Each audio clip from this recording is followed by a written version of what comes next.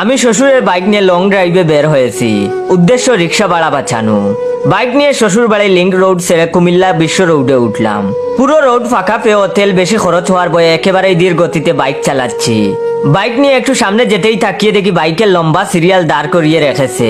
পুরো রাস্তা ফাঁকা থাকার পরেও সবাই সিরিয়ালে কেন দাঁড়িয়ে আছে তা দেখার জন্য আরেকটু সামনে যেতেই দুজন পুলিশ হাত দিয়ে বাইক থামিয়ে ধমক দিয়ে বলল, দেখোস না সবার ড্রাইভিং লাইসেন্স চেক করছি, সবাই দাঁড়িয়ে আছে, দেখেও সামনে আসলি কেন? দেখি তো তোর ড্রাইভিং লাইসেন্স। আমি তখন বাইকের পিছনের সিট থেকে কাগজ দিয়ে মুড়ানো শ্বশুরের ড্রাইভিং লাইসেন্স কার্ড বের করে পুলিশের হাতে দিলাম।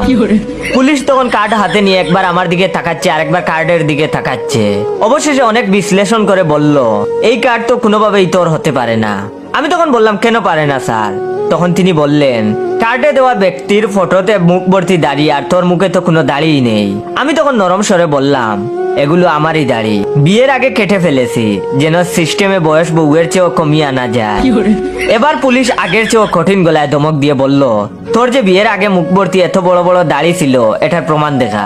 আমি তখন মানিব্যাগ থেকে 1000 টাকার একটি নোট পুলিশের হাতে ধরিয়ে দিয়ে বললাম, এই নিন স্যার তার প্রমাণ। 1000 টাকার নোটটি পেয়ে পুলিশ তখন বলল, ঠিক আছে এবার তাহলে যাও। এই বলে আমাকে ছেড়ে দিল। আমি একটু সামনে গিয়ে পিছনের দিকে তাকিয়ে হাসলাম। এই হাসি আন্তরিকতার হাসি নয়, 6 মাস চেষ্টার পরেও 1000 টাকার জাল নোটটি চালিয়ে দিতে পারার হাসি।